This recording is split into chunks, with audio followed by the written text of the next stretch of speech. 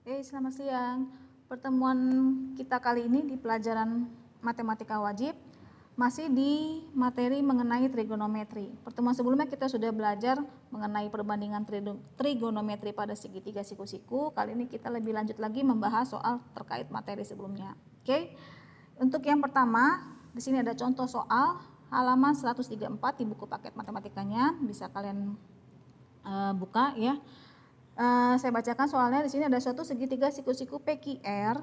Siku-sikunya di sini udah saya tandakan siku-sikunya. Tangan P, ya, di sini P, sudutnya P. Tangan P ialah 4/3. Ingat untuk tangan tuh desa, depan per samping ya. Ini sudutnya, sudut depan sudutnya ini QR, samping sudutnya ini QP ya. Hitung nilai perbandingan trigonometri yang lain untuk P. Berarti yang dicari sinus, kosinus, kosekan, sekan, dan kotangannya belum ya. Oke, di sini udah ada depan sama samping. Yang kita perlu cari tahu ialah sisi miringnya supaya kita bisa mencari perbandingan trigonometri yang lainnya.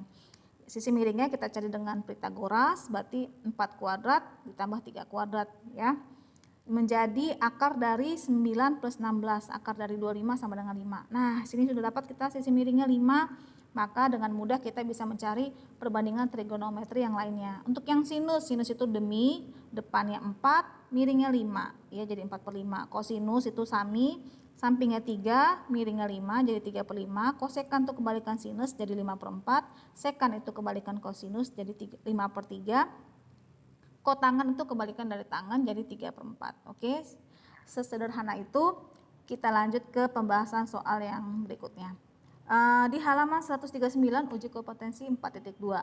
Oke, sini ada soalnya. Untuk setiap nilai perbandingan trigonometri yang diberikan di bawah ini dengan setiap sudut merupakan sudut lancip, tentukan nilai 5 macam perbandingan trigonometri yang lainnya.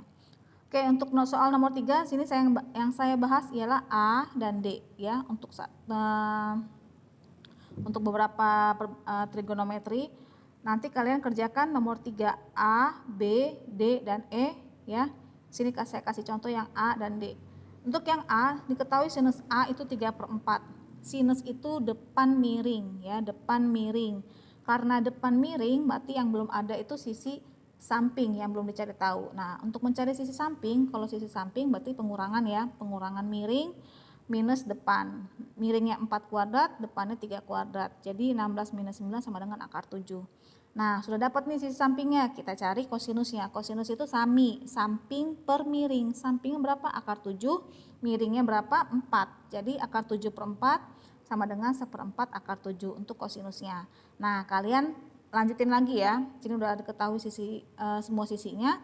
Kalian cari tangannya. Tangan itu desa, depan per samping seperti itu ya. Yang A kalian tinggal lanjutin yang mencari tangan, kosekan, sekan, sama kotangan. Nah, untuk yang B kalian cari sendiri sisi apa nih? Sisi miring berarti ya, kotangan. Kalau diketahui kotangan berarti yang belum diketahui sisi miring. Nah, untuk yang D di sini saya bantu sedikit mencari sisi yang lainnya. Untuk tangan diketahui 1/akar 3. Nah, kalau tangan yang belum diketahui itu pasti sisi miringnya, karena tangan tuh depan per samping. Sisi miringnya itu berarti penjumlahan sisi yang lain ya, berarti 1 kuadrat plus akar 3 kuadrat. Jadi 1 plus 3, ini akar 3 dikuadratkan jadi 3 ya. Akar 4 sama dengan 2. Sudah diketahui semua sisinya, dengan mudah kita mencari perbandingan trigonometri yang lainnya. Untuk kosinus misalnya, kosinus itu sami, samping per miring, sampingnya akar 3, miringnya tadi udah kita cari 2. Jadi kosinus itu setengah akar 3. Nah, kalian lanjutin lagi nih, nyari sinus. Sinus itu tadi demi ya, depan per miring. Berarti 1/2. Nah, seperti itu ya, cari sinus, kosekan, sekan, dan kotangannya. Ya, mudah ya. Untuk yang E kalian cari sisi yang lainnya, baru cari perbandingan trigonometri yang lainnya. Untuk nomor 3 seperti itu kalian kerjakan ya untuk tugas hari ini. Untuk nomor 4 masih di halaman yang sama 139, ini saya bacakan. Pada sebuah segitiga KLM dengan siku-siku di L, sinus M, ini sudut M-nya ya. Sinus M sama dengan 2/3.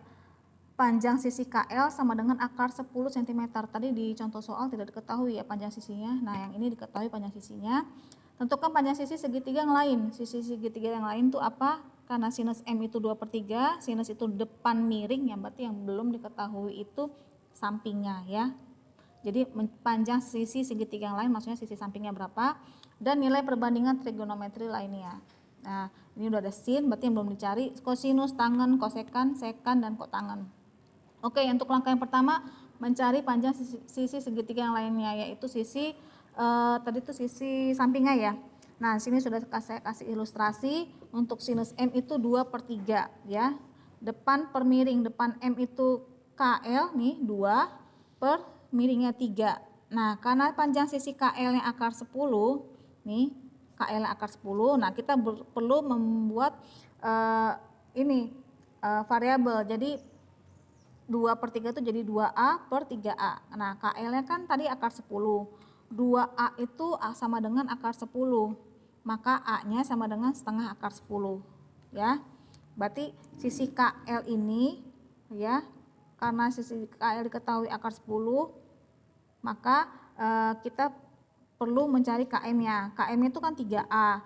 Nah, 3A maka 3 dikali A-nya tadi setengah akar 10 ya, maka KM-nya 3/2 akar 10, seperti itu ya. Jadi sudah kita cari KL-nya tadi akar 10, tadi ini KM-nya berarti 3/2 akar 10, seperti itu ya. Nah, nanti kalian cari yang LM-nya. LM-nya dapatnya dari mana? Dari sisi miring dikurangi sisi depannya. Jadi 3/2 akar 10 kuadrat dikurangi setengah akar 10 kuadrat. Nanti dapat sisi sampingnya. Sudah dicari sisi sampingnya, baru cari kosinusnya, tangen, kotangen, sama kosekan dan sekan ya, seperti di contoh soal yang sudah saya jelaskan di awal. Oke, sekian materi hari ini. Jadi kalian mengerjakan uji kompetensi 4.2 halaman 139 nomor 3A, B, D, dan E. Sini sudah saya sedikit kasih pembahasan. Lalu kalian kerjakan juga nomor 4 yang bagian uji kompetensi 4.2. Sini juga sudah saya kasih sedikit langkah di awal. Oke, jika ada kesulitan silakan bertanya. Terima kasih untuk hari ini. Selamat siang.